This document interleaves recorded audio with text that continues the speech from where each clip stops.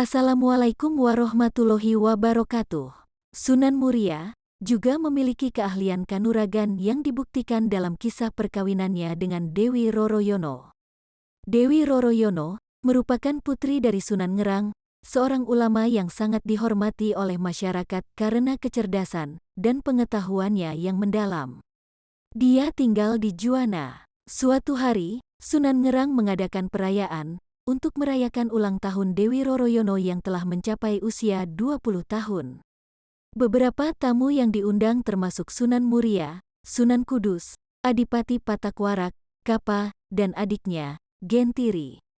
Setelah para tamu berkumpul, Dewi Roroyono dan adiknya, Dewi Roro Pujiwati, tampil untuk melayani hidangan dan minuman kepada mereka.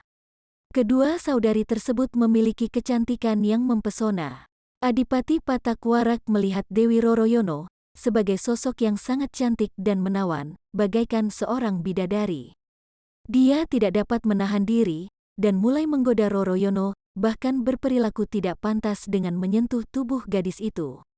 Roroyono merasa sangat malu, dan kemudian gadis tersebut menjadi sangat marah.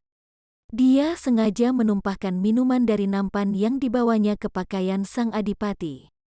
Patakwarak merasa sangat marah dan mengutuk dengan keras. Dia merasa sangat tidak senang dengan perlakuan seperti itu.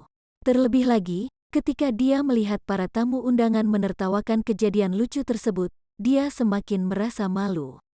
Sementara itu, Roroyono masuk ke dalam kamarnya dan menangis dengan keras, karena merasa sangat terhina oleh Patakwarak. Di malam hari, para tamu yang berasal dari dekat sudah pulang ke rumah masing-masing.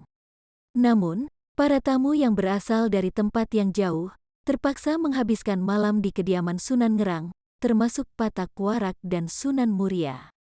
Kemudian, Patakwarak dengan diam-diam menyusup ke kamar Roroyono. Dia melakukan tindakan yang membuat gadis itu kehilangan kesadaran, lalu membawanya pergi ke Kediri.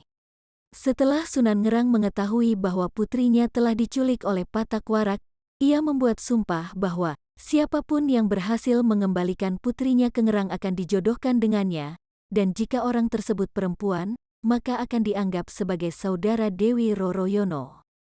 Tidak ada yang mengungkapkan kemampuannya, karena semua orang sudah mengerti betapa hebat dan kejamnya Patakwarak. Satu-satunya yang setuju untuk memenuhi harapan Sunan Ngerang adalah Sunan Muria. Kemudian, Sunan Muria berusaha mengejar Patakwarak, namun di tengah perjalanan, Sunan Muria bertemu dengan Kapa dan Gentiri, adik seperguruannya. Kedua tamu tersebut kemudian menyatakan kesediaan mereka untuk membantu Sunan Muria dalam usahanya merebut kembali Dewi Roroyono. Jika mereka berhasil, mereka berjanji untuk mengembalikan Dewi Roroyono kepada Sunan Muria, karena beliaulah yang memiliki hak untuk menikahinya. Dalam upaya merebut Dewi Roroyono dari kepemilikan Patakwarak, Kapa, dan Gentiri, ternyata mereka meminta bantuan seorang tokoh sakti yang jarang terkalahkan, yaitu Wiku Lodang Datuk di Pulau Seprapat.